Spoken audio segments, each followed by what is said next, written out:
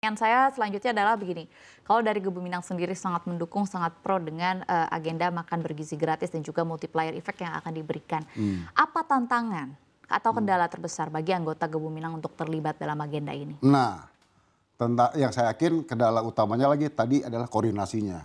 Artinya apakah mereka itu sebagai pelaku atau hanya sebagai tanda kutip broker, misalkan begitu ya. Broker itu artinya kan saya punya catering, tapi ya bahasa kasar ya saya nggak punya uang, silakan PT-nya dipakai sama Anda misalkan. Nah, yang kayak gitu-gitu tuh kita harus lihat juga kan begitu kasarnya. Dan kedua jadi pertama itu adalah koordinasinya. Yang kedua, mereka ini sekarang berpartisipasinya itu financialnya bagaimana? Keuangannya bagaimana? Karena kan nanti kalau mau 80 juta per hari, waduh kalau misalkan satu UMKM dapat jatah 1.000, misalkan begitu kan, 1.000 dikalikan dengan ya pemerintah mungkin akan bayar berapa, misalkan 10.000 rupiah misalkan begitu kan, terus 10 juta, ya kan, ya itu per hari. Berarti kan kalau dikalikan 1 bulan 200 juta, berarti kan bukan jumlah kecil buat UMKM. Betul. Maka dari mana mereka punya uang? Modal. Betul. Nah, terus bagaimana sustainabilitas of supply-nya? Karena kan 1.000 nih, tiap hari nih gitu kan. Yeah. Dan mereka kan stoknya kan juga nggak mungkin, bahasa kasarnya dengan keuangan mereka kan mereka sanggup selama sebulan kan nggak mungkin. Nah itulah yang kayak gitu-gitu pernik-pernik itu pasti akan muncul. Nah itulah yang dimana kita yakin Gebu Minang akan sebagai fasilitatornya untuk apa yang mungkin kita bisa bantu melakukan terobosan-terobosan di pemerintahan khususnya. Oke, baik, selain soal seputar makan bergizi gratis ini yang juga pastinya kan bergeraknya di sektor pangan dan juga turunannya begitu. Kalau berkaitan dengan pemberdayaan UMKM sendiri, dari Gebu Minang sedang melaksanakan agenda atau narasi apa, Pak? Nah, kalau UMKM memang selama ini kan kita tuh bahasanya adalah kan teman-teman kita yang di Tanah Abang, gitu ya. Teman-teman kita mungkin yang di PKL yang selama ini udah berjalan. Nah, ini saya belum mau sentuh. Karena apa? Saya mau sentuhnya di MBG. Karena kalau ini kan pemerintah bahasa kasarnya kan programnya tidak ada program MBG. Kayak misalkan teman-teman di Tanah Abang itu kan tidak mendapatkan tanda kutip kayak kontrak untuk, kau siap makanan. Beda sektor. Beda sektor kan. Nah, jadi untuk itu kita mau fokusnya sekarang ada di MBG dulu, gitu intinya. Nah, mudah-mudahan dengan kalau metodologinya sudah ada dan ternyata itu smooth, ya siapa tahu kita bisa bantu teman-teman kita yang UMKM untuk yang di kelas Tanah Abang. Dan karena kan kelas Tanah Abang dan pasar-pasar itu kan sangat banyak ya orang-orang kita juga, kira-kira begitu. Oke. Mungkin kembali lagi dengan adanya fokus pemerintah yang pada saat ini begitu. Salah satunya adalah kan diciptakannya atau dibuatnya agenda makan bergizi gratis ini adalah berkaitan dengan penciptaan lapangan kerja juga. Itu kan tadi salah satu multiplier effect yang juga belum kita bahas. Dari tadi kita bahas soal UMKM dan juga pengusaha ini juga kan menciptakan lapangan-lapangan kerja baik secara formal dan juga informal. Kalau dari Gebu Minang sendiri bagaimana proyeksinya terkait dengan penyediaan lapangan kerja apabila MBG ini berjalan dengan baik? Betul dia. Dengan kalau kita betul fokus ya kita sebagai fasilitator, maka kita bisa lihat berapa UMKM yang akan tanda kutip binaan kita.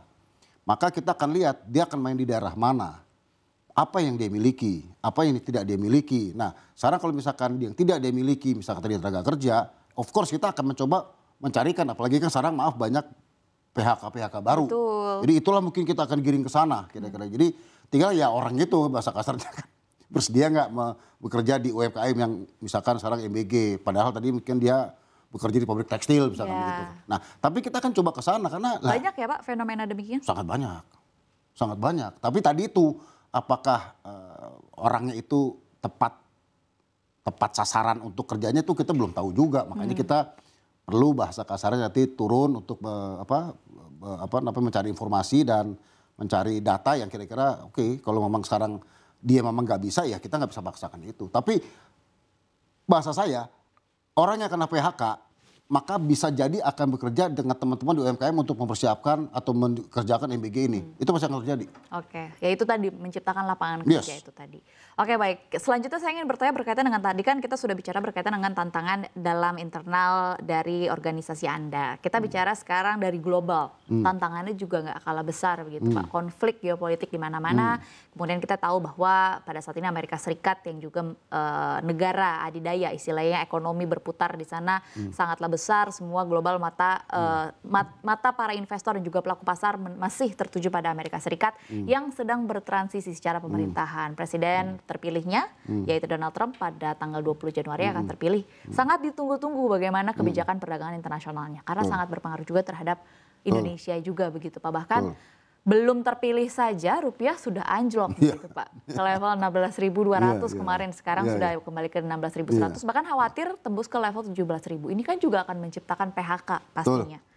Bagaimana Anda, Gebu Minang, menanggapi fenomena atau tantangan ini kan berarti kan ada kemungkinan juga bahwa anggota akan kena imbasnya. Ya. Bahkan mungkin ada dari teman-teman kita di daerah sudah kena imbasnya, ya karena itu. Nah, memang kondisi ekonomi Indonesia kalau nggak ada MBG itu 5%, 5,1 udah paling hebat. Nggak nyampe 5%. Ya, kalau Anda bisa begitu, kalau saya masih bisa positif 5. Tapi kalau mau bilang di atas 5, wishful thinking. Ya kan, too good to be true kalau saya bilang tadi. Tanpa MBG saya ngomong tadi ya. Nah, kenapa? Karena perdagangan kita, ekspor kita dan segala macam akan sangat pengaruh dengan apa yang terjadi tadi di Amerika, di China, perang Ukraina sama tanda kutip Rusia. Bagaimana kondisi Timur Tengah? Itu semua pada uncertain semua gitu, kayak gitu. Nah, makanya kenapa kita sekarang mau coba masuk di BRICS. Itu kan kita anggota BRICS kan. Betul. Nah, kalau anggota BRICS kan yang kita lihat pasarnya luar biasa. Bayangkan Cina sama India gabung satu, udah 3 billion sendiri tuh. Tapi Amerika tetap yang megang kontrol dari segi mata uang. Nah, jadi saya masih lihat uncertain is there gitu loh. Jadi artinya bagi pengusaha yang nyaman saya ekspor barang misalkan ke luar negeri, be careful. 2025 ini yes, mungkin ekspor tetap berjalan tapi volume akan berkurang. Bahkan mungkin harga juga akan berkurang. Karena pasti kayak China ngambil dengan harga yang mungkin lebih dekat dari dia. Yeah. Apalagi negara tetangga kita Vietnam sudah lebih hebat dari kita. Betul. Ya toh. Nah, kayak contoh aja nih saya ngomong. Kita ini bagaimana kita mau bahasa kasarnya bersaing hebat. Contoh kelas durian. Suka makan durian nggak? Mesti coba. Vietnam tahun lalu mengekspor durian 4 billion dollar. 4 billion dollar. Tahu dari mana duriannya?